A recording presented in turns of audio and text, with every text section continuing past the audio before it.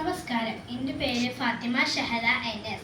സാദക് സിദ്ധാർത്ഥ് നേരുള്ള പോരാട്ടത്തിൻ്റെ പേര്. പ്രിയ ഡിജിറ്റൽ കുടുംബാംഗങ്ങളെ, അർത്ഥമില്ലാത്ത ചിത്താർത്ഥങ്ങൾക്കായി വീട്ടിലും നാട്ടിലും സമര പരമ്പരകൾ നടത്തുന്ന നിരവധി വിദ്യാർത്ഥികൾക്ക് മുന്നിൽ, വിദ്യാർത്ഥി സംഘടനകൾക്ക് മുന്നിൽ ഇതാർത്ഥമുള്ള സിദ്ധാന്തങ്ങളിലൂടെ പുതുവിപ്ലവത്തിൻ്റെ വിസിൽ മുഴക്കുന്ന ഒരു വിദ്യാർത്ഥി പ്രതിഭ സാദക് സിദ്ധാർത്ഥ്. ജാർഖണ്ഡ് സംസ്ഥാനത്തെ റാഞ്ചി നഗരത്തിൽ നിന്നും സ്വന്തം ബ്ലോഗിലൂടെ ഇന്ത്യൻ വിദ്യാഭ്യാസ മേഖലയെ മുഴുവൻ ഇളക്കിമറിക്കുന്ന ഈ 17കാരൻ +2 വിദ്യാർത്ഥിയെ കുറിച്ചാകട്ടെ ഇന്നത്തെ കൊച്ചേട്ടൻ്റെ കത്ത്.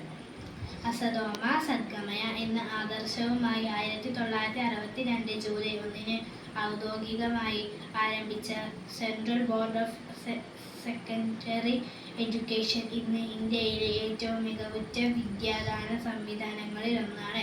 30,000-ലധികം അഫിലിയേറ്റഡ് വിദ്യാലയങ്ങളിൽ 3 കോടിയിലേറെ വിദ്യാർത്ഥികൾ പഠിക്കുന്ന CBSE സിലബസിൽ ഇക്കഴിഞ്ഞ ബോർഡ് എക്സാമിന് 10ലും 12ലും മാത്രം പരീക്ഷ എഴുതിയത് 42 ലക്ഷം വിദ്യാർത്ഥികളാണ്. ഇതിൽ +2 പരീക്ഷ എഴുതിയത് 17.8 ലക്ഷം വിദ്യാർത്ഥികളിൽ ഒരാളാണ് നമ്മുടെ കഥാനായകനായ സാദക് സിദ്ധാർത്ഥ്. സാദക് എങ്ങനെയാണ് താരമായതെന്ന് കൂട്ടുകാർക്കറിയാമോ? ഇക്കഴിഞ്ഞ +2 പരീക്ഷയുടെ ഉത്തരക്കടലാസുകൾ ഡിജിറ്റലായി പരിശോധിക്കുവാൻ CBSE ഓൺ സ്ക്രീൻ മാർക്കിംഗ് എന്ന സംവിധാനമാണ് സ്വീകരിച്ചത്. ഇതനുസരിച്ച് മൂല്യനിർണ്ണയം നടത്തി പ്രഖ്യാപിച്ച 2075-2076 CBSE +2 പരീക്ഷാ ഫലത്തിനെതിരെ വിദ്യാർത്ഥികളിൽ നിന്ന് വ്യാപകമായ ആക്ഷേപവും പ്രതിഷേധവുമാണ് രാജ്യമെങ്ങും അലയടിച്ചത്. നിരവധി വിദ്യാർത്ഥികൾ മാർക്ക് സംബന്ധമായ പരാതികളുമായി മുന്നോട്ട് വന്നു.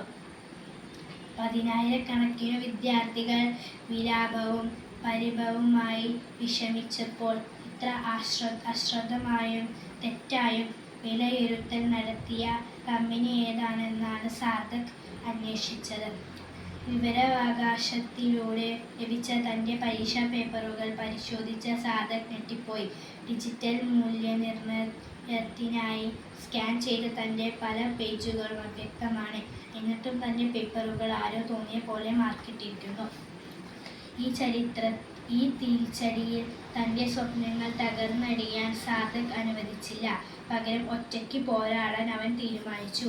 മൂല്യനിർണ്ണയത്തിലെ പിഴവ് അത് ചെയ്ത കമ്പനിയിലെ തെറ്റാണ് എന്ന തുടർച്ചയായ അന്വേഷണത്തിലൂടെ സാദക് തിരിച്ചറിഞ്ഞു. മൂല്യനിർണ്ണയത്തിനായി ഡേഞ്ചർ വ്യവസ്ഥ അപ്പാടെ തെറ്റിച്ച CBSE തിരഞ്ഞെടുത്തത് മുമ്പുണ്ടായിരുന്ന ഗ്ലോബറീന ടെക്നോളജി പ്രൈവറ്റ് ലിമിറ്റഡ് എന്ന പേര് മാറ്റി കോയമ്പറ്റ് എഡ്യൂടെക് പ്രൈവറ്റ് ലിമിറ്റഡ് എന്ന പേരിൽ വന്ന കമ്പനിയാണെന്ന് സാദക് മനസ്സിലാക്കി. 2019 തെലുങ്കാന ഇന്റർമീഡിയറ്റ് പരീക്ഷാഫല വിവാദത്തിൻ്റെ കാരണമായ കമ്പനിയാണ് ഗ്ലോബറീന. അന്ന് മൂല്യനിർണ്ണയ പിഴവു മൂലം 23ഓളം വിദ്യാർത്ഥികൾ ആത്മഹത്യ ചെയ്യാനിടയാക്കിയ കരിമ്പട്ടികയിലുള്ള കമ്പനിക്ക് ടെൻഡർ വ്യവസ്ഥകൾ മാറ്റിയെഴുതി 17.8 ലക്ഷം വിദ്യാർത്ഥികളുടെ ഭാവി പന്താടാൻ എറിഞ്ഞുകൊടുത്ത ഉത്തരവാദിത്തപ്പെട്ടവർക്കെതിരെ തൻ്റെ ബ്ലോഗിലൂടെ സാദക് ആക്രമണം അഴിച്ചുവിട്ടു. സാദക് സ്വയം പഴിച്ചില്ല, പരാതി പറഞ്ഞ് നിരാശനായില്ല. സ്വന്തം കഴിവിലും അധ്യയന ഫലത്തിലും ഉറച്ച വിശ്വാസമുണ്ടായിരുന്ന അവൻ തൻ്റെ കണ്ടെത്തലുകൾ ഇന്ത്യൻ പാർലമെന്റിൻ്റെ സ്ഥിരം സമിതിക്ക് മുന്നിൽ അവതരിപ്പിച്ചു. ഇന്ന് CBSE ഓഫീസ് ഈ കമ്മിറ്റിയുടെ അന്വേഷണ വലയത്തിലാണ്. പ്രിയ കൂട്ടുകാരെ, ഇതൊരു വിദ്യാർത്ഥി സമരത്തിൻ്റെ ചരിത്രമാണ്. സ്വന്തമായി സിദ്ധാന്തമുള്ള ബോധ്യങ്ങളും ലക്ഷ്യങ്ങളുമുള്ള ഒരു വിദ്യാർത്ഥി ഒറ്റയ്ക്ക് നടത്തുന്ന സമരം. നമ്മുടെ കേരളത്തിലെ വിദ്യാർത്ഥി സമരങ്ങളുടെ ചരിത്രമെടുക്കൂ. ഓരോ രാഷ്ട്രീയ പാർട്ടിയുടെയും കൂടിപ്പകയുടെയും ഗൂഢലക്ഷ്യങ്ങളുടെയും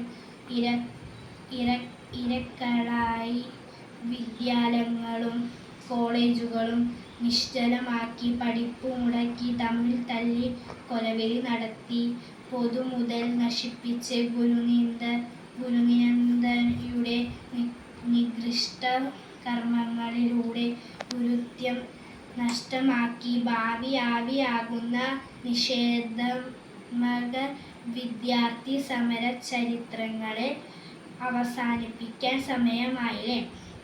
വികാരങ്ങൾക്കു പകരം വിചാരവും വിവേകവും ഉപയോഗിച്ച് അനുഭവങ്ങളെ നേരിടാനും ആർദ്രപൂർണമായി രാജന്മാർക്കായി നേരോടെ പോരാടുവാനും സാർത്ഥക് സിദ്ധാർത്ഥ് എന്ന പ്രതിഭയെ നമുക്ക് മാതൃകയാക്കാം. ആശംസകളോടെ സ്വന്തം കൊച്ചേട്ടൻ.